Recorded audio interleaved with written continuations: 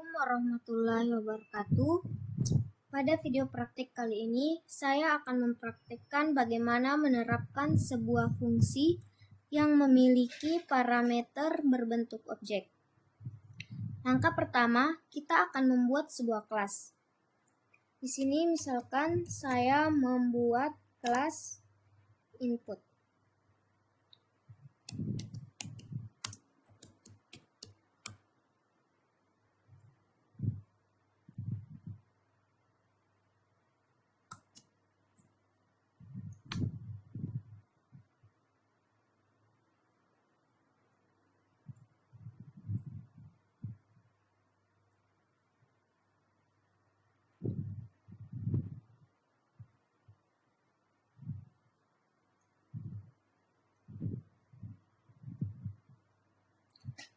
Di kelas input ini berisi dua member, yaitu variabel nilai dan fungsi isi nilai.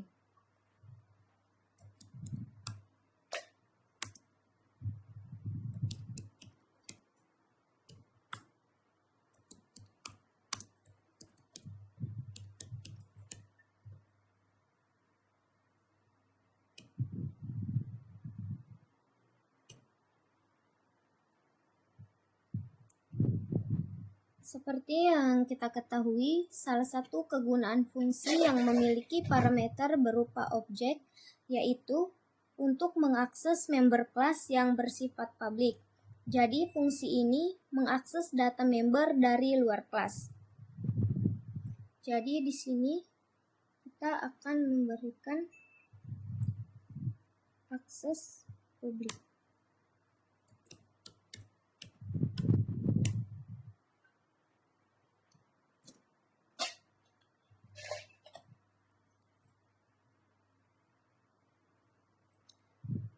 Nah, fungsi yang kita buat ini memiliki parameter yang akan menampung nilai yang akan kita masukkan ke variabel nilai. Di sini misalkan nama parameternya adalah nilai baru.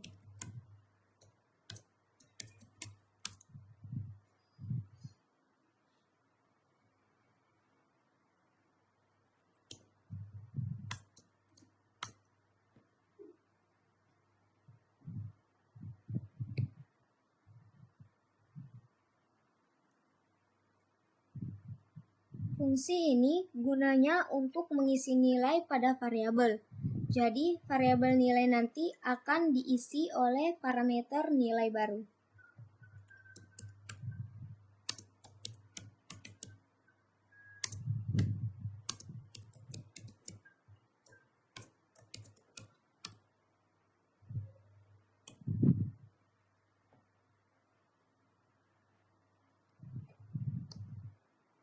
Kemudian di sini kita akan memberikan nilai kembaliannya, yaitu akan mengembalikan nilai ke variabel nilai.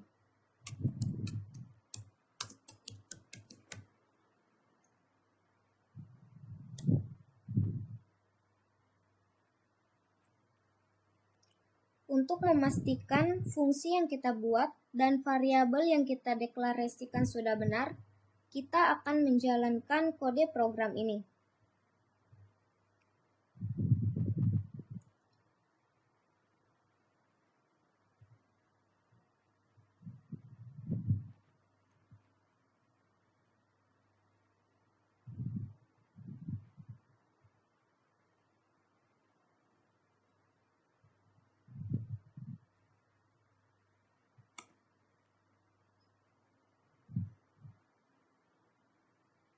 Nah, sampai di sini sudah tidak ada masalah. Kita akan melanjutkan ke kode program selanjutnya. Selanjutnya, kita akan membuat fungsi untuk menampilkan isi dari variabel nilai.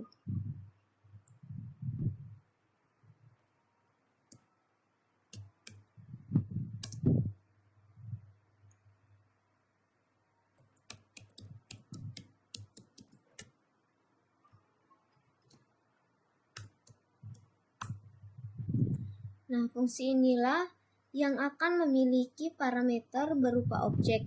Di sini kita sudah memiliki sebuah fungsi yang akan mengakses kelas input. Jadi dalam parameter ini kita akan melakukan instansiasi dari kelas input, karena kelas ini yang akan diakses oleh fungsi tampil nilai.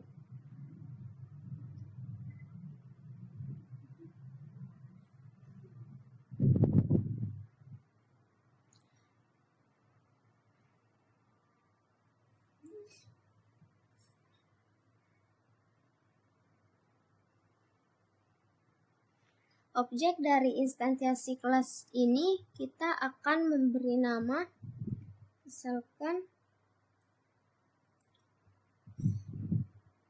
nilai 1. Jadi kita akan memanggil kelasnya input nilai 1. Kemudian kita akan menambahkan sebuah parameter yang digunakan untuk memasukkan nilai pada parameter nilai yang bertipe data integer. Kemudian integer, misalkan nama parameternya di sini adalah inputan.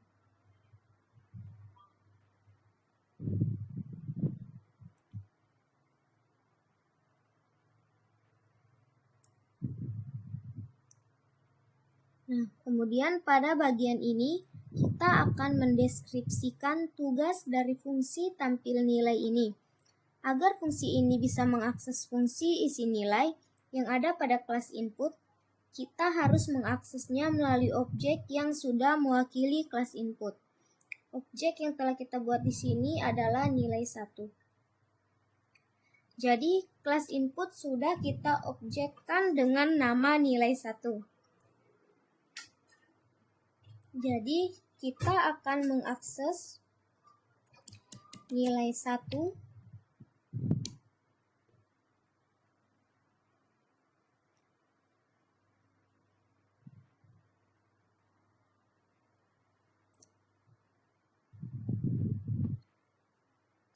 isi dari fungsi isi nilai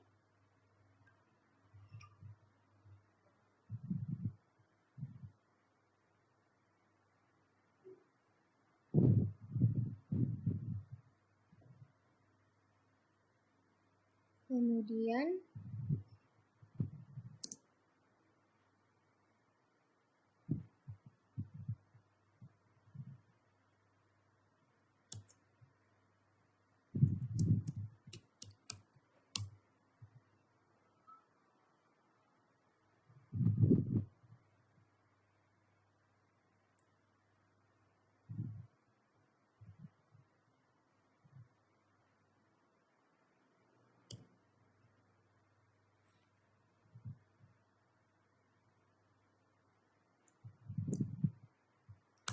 untuk nilai kembaliannya kita akan membuatkan return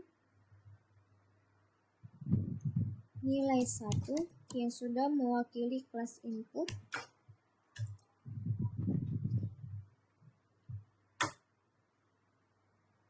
Kemudian nilai. Nah, ini berfungsi untuk menampilkan isi dari variabel nilai yang ada pada kelas input. Baiklah, sampai di sini kita akan menjalankan kode program ini lagi untuk mengetahui apakah ada yang error.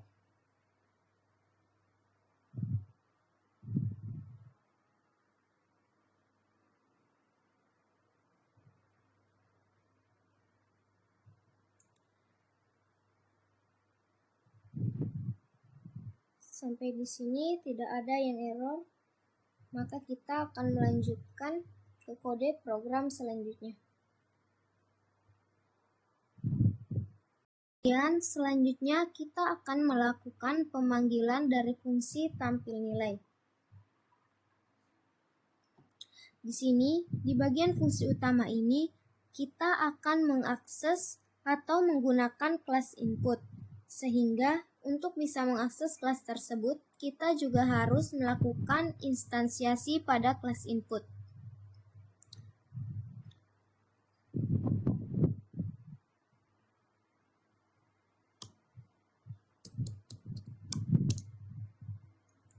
sini nama instansiasi atau nama objeknya yang akan kita buat adalah nilai 2. Melalui objek nilai 2 ini, kita akan mengisi argumen pada saat pemanggilan fungsi tampil nilai.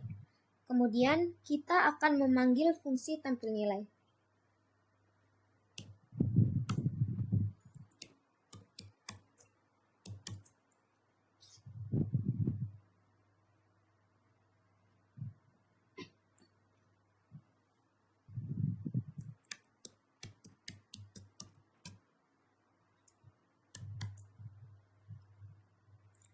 Argumen fungsi tampil nilai yang dipanggil ini harus sama jumlahnya dengan argumen pada fungsi tampil nilai pada saat kita mendefinisikan. Mendefinisikan yang ini maksudnya.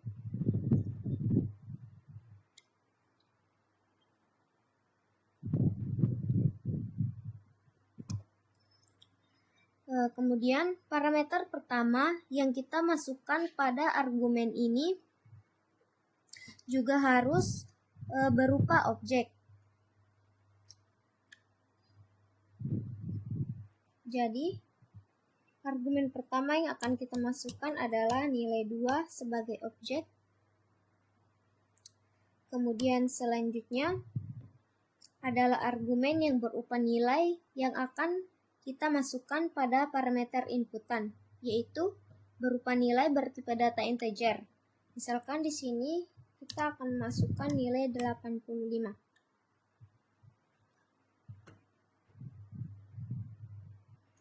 Nah, selanjutnya kita akan jalankan kode program yang sudah kita buat ini.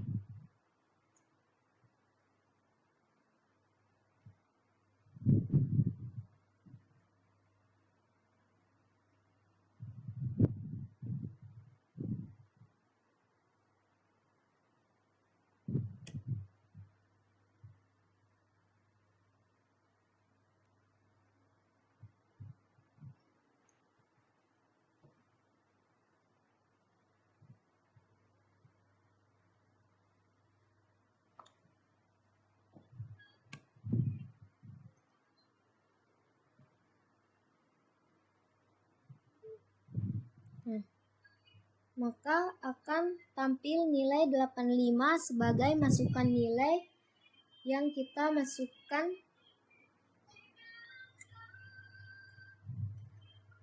untuk fungsi tampil nilai.